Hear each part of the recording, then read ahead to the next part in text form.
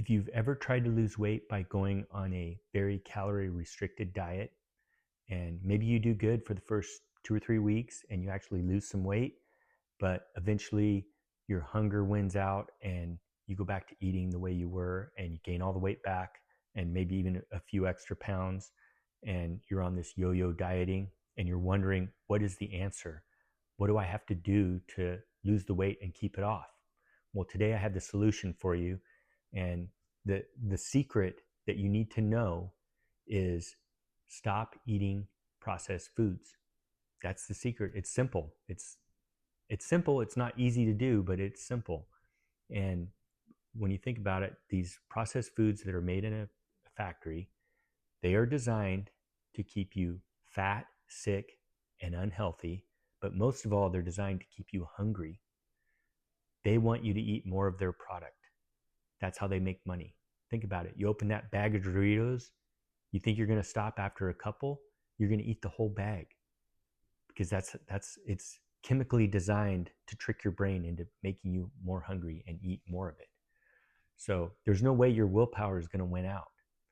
So the key is choose simple ingredient whole foods. Prioritize your protein. So stick with beef, chicken, fish, eggs. Throw in some veggies, broccoli, cauliflower, some fruits, blueberries, avocados, things like that. If it grew out of the ground or it had a face, then it's probably okay to eat. If it comes in a box from a factory and it has 25 ingredients, it's probably not.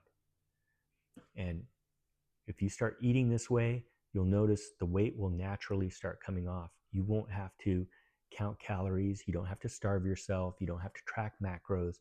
Think about 100 years ago.